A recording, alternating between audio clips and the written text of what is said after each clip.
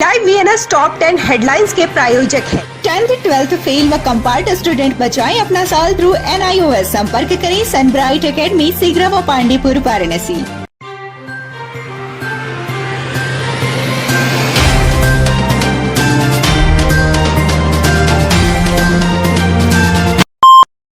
वाराणसी में कोरोना संक्रमण के मरीजों की संख्या तेजी से बढ़ती जा रही है। शनिवार को वाराणसी में कोरोना पॉजिटिव केस 1000 के पार हो गए हैं। वाराणसी में शनिवार को 390 कोरोना केस मिले हैं। वाराणसी में इस समय 1011 एक्टिव केस हैं और पॉजिटिव केसों की संख्या बढ़कर 83,435 हो गई है। संक्रमित सभी मरीज होम आइसोलेशन में हैं। शनिवार को BHU जांच लैब से मिली 6,404 जांच रिपोर्ट में 390 मरीजों में कोरोना की पुष्टि हुई है। इसमें 80 साल की महिला समेत 1 साल से छोटे 2 बच्चे भी शामिल हैं। वहीं शनिवार को होम आइसोलेशन से 9 मरीज स्वस्थ भी हुए हैं। वाराणसी में अब तक इस बीमारी से 81,648 लोग स्वस्थ हो चुके हैं। इनमें होम आइसोलेशन से 75,348 और विभिन्न अस्पतालों से 6,303 मरीज स्वस्थ हुए हैं। वहीं पिछले 2 वर्षों में जिले में इस बीमारी से 773 लोगों की मौत हुई है। वाराणसी के लालपुर पांडेपुर थाना क्षेत्र के प्रेमचंद नगर कॉलोनी में शुक्रवार की रात सेंट्रल GST की टीम ने एक पान मसाला और खैनी निर्माता के आवास व गोदाम पर छापेमारी की। इस छापेमारी में सेंट्रल GST महानिदेशक जांच कार्यालय के 35 अधिकारी और कर्मचारी मौजूद रहे। सूत्रों की माने तो जांच में कारोबारी द्वारा करोड़ों रुपए के स्टॉक को कहीं भी प्रदर्शित न करने का मामला सामने आया है, जो कि सीधे GST चोरी का मामला है। बता दें कि पांडेपुर के प्रेमचंद नगर कॉलोनी स्थित देश के एक प्रतिष्ठित निजी स्कूल की चेन संचालक और पान मसाला कारोबारी हैं। इसके अलावा कारोबारी फर्म की खैनी और पान मसाला जौनपुर, लखनऊ, प्रतापगढ़ समेत आसपास के अन्य इलाकों में सप्लाई होता है। उसकी गोईठा, नक्खीघाट, सोयपुर में फैक्ट्रियां और गोदाम हैं। वाराणसी के रहने वाले श्याम चौरसिया योगी आदित्यनाथ के मिशन शक्ति से इतना प्रभावित हुए कि उन्होंने महिलाओं और छात्राओं की सुरक्षा को एक टच से और सुरक्षित कर दिया है। उन्होंने ऐसा फेस मास्क बनाया है जिसे हर कोई कोरोना से बचाव के लिए तो लगाएगा ही, साथ ही ये स्मार्ट विमेन सेफ्टी मास्क का भी काम करेगी। इस मास्क में ऐसा डिवाइस लगा है कि जिसके छूते ही लास्ट डायल और पुलिस सहायता केंद्र यानी 112 हेल्पलाइन पर कॉल चली जाएगी। इसके अलावा आपातकाल में सहायता के लिए जो नंबर डिवाइस में रजिस्टर होगा उस मोबाइल नंबर पर कॉल भी जाएगी। कॉल के साथ ही लोकेशन भी जाएगा। इतना ही नहीं, इसके अलावा कॉल रिसीव करने वाला व्यक्ति पूरी बात भी सुन सकता है। आप देख सकते हैं मैंने वो वेयर भी किया है एंड यहाँ पे मेंशन है मिशन शक्ति एंड सेंसर टच मास्क है। पहली बात तो इस मास्क को आप लगाएंगे तो आपका कॉल तुरंत, जैसे कोई आपको टच कर रहा है तो आप सेंसर टच करेंगे तो आपकी कॉलिंग प्लस आपका लोकेशन दोनों ट्रेस होगा और आप बिल्कुल बिना डरे इस मास्क को यूज़ कर सकते हैं। ये बहुत ही सेफ है।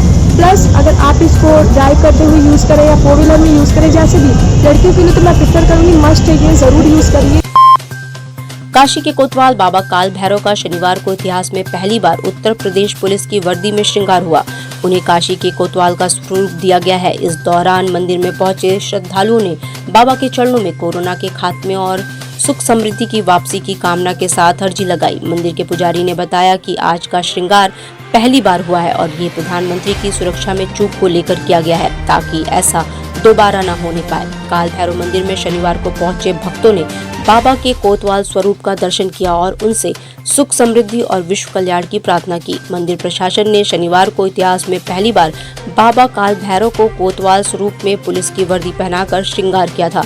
इस श्रृंगार के संबंध में मंदिर के पुजारी अवधेश पांडे ने बताया कि आज बाबा काल भैरव का कोतवाल के रूप में पहली बार श्रृंगार किया गया है। आज काशी में पहली बार बाबा काल भैरव का कोतवाली के स्वरूप में विशेष श्रृंगार किया गया। आज का ये श्रृंगार राष्ट्र की सुख समृद्धि, विश्व के कल्याण, कोरोना रूपी राक्षस के शमन एवं प्रधानमंत्री की सुरक्षा में हुए चूक के संदर्भ में है। उत्तर प्रदेश के मुख्य सचिव डॉक्टर दुर्गाशंकर मिश्र और DGP मुकुल गोयल रविवार को अपने 1 दिवसीय दौरे पर वाराणसी पहुंच रहे हैं। सूत्रों की माने तो दोनों उच्चाधिकारी काशी में 5 घंटे से अधिक का समय व्यतीत करेंगे और आगामी चुनाव के संबंध में वाराणसी और मंडल के अन्य जिलों के अधिकारियों संग मंत्रणा भी करेंगे। इसके अलावा दोनों अधिकारी श्री काशी विश्वनाथ धाम में दर्शन पूजन भी कर सकते हैं। प्रदेश के प्रशासनिक और पुलिस सेवा के सर्वोच्च अधिकारियों के वाराणसी दौरे की सूचना के बाद से ही आला अधिकारी तैयारियों में जुट गए हैं। मुख्य सचिव डॉक्टर दुर्गा सहनकर मिश्र और डीजीपी मुकुल गोयल आचार संहिता लगने के तुरंत बाद वाराणसी पहुंच रहे हैं। ऐसे में यहां आसपास के जनपदों के आला अधिकारियों संग चुनाव को सकुशल संपन्न कराने की चर्चा होगी। चंदौली के मुख्यालय स्थित कोर्ट पर 17 दिसंबर को मारपीट के मामले में पिस्टल से सरेआम फायरिंग कर दहशत फैलाने वाले 3 आरोपितों का शस्त्र लाइसेंस जिलाधिकारी संजीव सिंह ने निरस्त कर दिया है। वहीं इस कार्रवाई से खलबली मची हुई है। पुलिस ने जांच कर 7 असलहों का लाइसेंस निरस्त करने की संस्तुति करते हुए डीएम को रिपोर्ट भेजी थी। बता दें कि जमीन के विवाद में चंदौली के जयप्रकाश नगर कोर्ट पर 17 दिसंबर को 2 पक्षों में मारपीट हो गई थी। इसमें हवाई फायरिंग भी हुई थी। इसका वीडियो भी इंटरनेट मीडिया में वायरल हुआ था, जिसके बाद पुलिस हरकत में आई थी। वाराणसी के मुख्य चिकित्सा अधिकारी डॉक्टर संदीप चौधरी ने कोविड के बढ़ते मामले को देखते हुए कोविड प्रोटोकॉल फॉलो करने की बात कही है। वहीं मास्क और 2 गज की दूरी मेंटेन करने की सलाह भी दी है। साथ ही उन्होंने कहा है कि जिसने दोनों डोज वैक्सीन के लगवा लिए हैं, कोरोना की तीसरी लहर से वो बच सकते हैं और इससे संक्रमित नहीं होंगे। इस दौरान उन्होंने जिले में कोविड के लिए आरक्षित बेड और अन्य सुविधाओं पर लाइव वेनेस से जानकारियों को साझा किया। जनपद वासियों को यह बताना चाहूँगा कि अगर वो कोविड प्रोटोकॉल फॉलो करें, मास्क पहने, 2 गज दूरी रखें। अभी हमने पूर्ण तैयारी कर रखी है। दीनदयाल में हमारे 180 बेड हैं और बीएचयू सर सुंदरलाल में 800 सुपर बेड हैं। साथ 30 बेड अलग से कबीर चौराहा में हैं। तैयारियां पूरी हैं, हर स्तर पे है। लेकिन मैं पूर्ण वैक्सीनेशन पे सहयोग करें। प्रथम डोज, सेकेंड डोज घर से निकल के अपने आसपास वालों का, तो ये बहुत ज़्यादा हमें कोई घबराने की बात नहीं है। मास्क पहने और घर से बाहर आवश्यकता हो तभी निकले।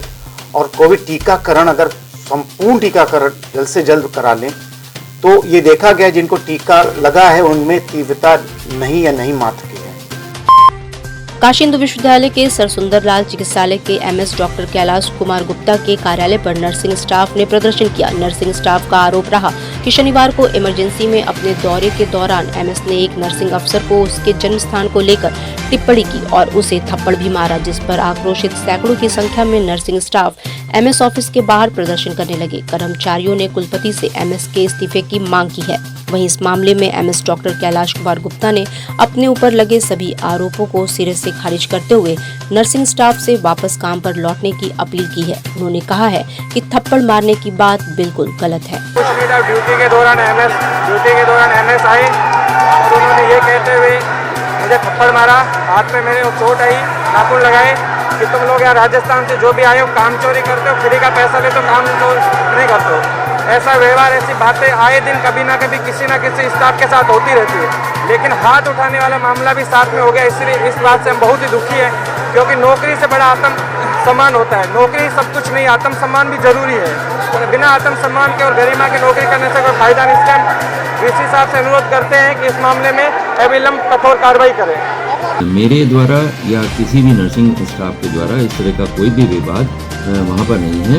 फिर भी मैं सीसीटीवी फुटेज पर जो है देख करके उस चीज़ को सभी के सामने प्रस्तुत भी कर दूंगा। साथ में ये कहना है कि ये पेंडेमिक चल रही है और मैं और मरीज हमारे कैजुअल्टी में हैं जो कि पीड़ा में हैं और उनके इलाज के लिए सभी नर्सिंग और स्टाफ को अपने उत्तरदायित्व का निर्वाह करना चाहिए। और मैं उनसे निवेदन है कि वो सभी अपने कार्य की अपनी कर्तव्य निष्ठा के साथ कार्य करें और इस तरह के विवाद में और किसी के गुमराह होने पर गुमराह न हो। उत्तर प्रदेश विधानसभा चुनाव 2022 का बिगुल बज गया है। मुख्य चुनाव आयुक्त सुशील चंद्रा ने नई दिल्ली स्थित विज्ञान भवन में शनिवार को 5 राज्यों में होने वाले चुनाव की घोषणा की। इसी के साथ शनिवार को विधानसभा चुनाव आचार संहिता लग गई। उन्होंने बताया कि उत्तर प्रदेश में 7 चरणों में चुनाव संपन्न होगा। इस बार कोरोना के प्रभाव को देखते हुए पब्लिक एरिया में होने वाली नुक्कड़ सभाओं, रोड शो, पदयात्रा को फिलहाल 15 जनवरी तक के लिए प्रतिबंधित किया गया है। वहीं चुनाव आयोग के निर्देशानुसार वाराणसी, चंदौली, गाजीपुर, भदोही, मिर्जापुर, सोनभद्र समेत 9 जिलों की 54 विधानसभा सीटों पर 7वें चरण में 7 मार्च को मतदान होंगे। मतगणना 10 मार्च को होगी। वहीं आचार संहिता लागू होते ही वाराणसी पुलिस एक्शन मोड में दिखाई दी। सड़कों पर लगे बैनर पोस्टरों को पुलिस ने उतरवा दिया है। ये कार्रवाई रात तक जारी रही। विभिन्न इलाकों में पुलिस बल विभिन्न राजनेताओं के पोस्टर उतरवाते दिखे। कोरोना की तीसरी लहर में दक्षिण अफ्रीका सहित कई देशों में प्रभावी ओमिक्रॉन वेरिएंट के 36 केस की वाराणसी में भी पुष्टि हुई है। बीएचयू की MRU लैब में हुई जीनोम सीक्वेंसिंग के बाद प्रोफेसर रोइना सिंह ने इसकी पुष्टि की है। ओमिक्रॉन वेरिएंट की जांच के लिए 96 सैंपल 3 दिन पहले बीएचयू की MRU लैब में जीनोम सीक्वेंसिंग मशीन में लगाया गया था, जिसकी रिपोर्ट आज आई है। बता दें कि शनिवार की शाम करीब 7 बजे के बाद 4 सैंपल का रिजल्ट आ गया। इन सभी में ओमिक्रॉन की पुष्टि हुई है। जिले में शनिवार को 390 कोरोना पॉजिटिव मिले हैं। जिले में अब 1011 कोरोना पॉजिटिव की संख्या हो गई है। डिजिटल इंडिया का digital new platform live VNS पिछले 7 वर्षों से बनारस की सेवा में। पाइए बनारस के कोने कोने की खबर निष्पक्षता के साथ। लाइव VNS से बनारस की ताज़ा तरीन खबरों के लिए प्ले स्टोर से डाउनलोड कीजिए लाइव VNS ऐप या फॉलो कीजिए लाइव VNS को सोशल मीडिया पर।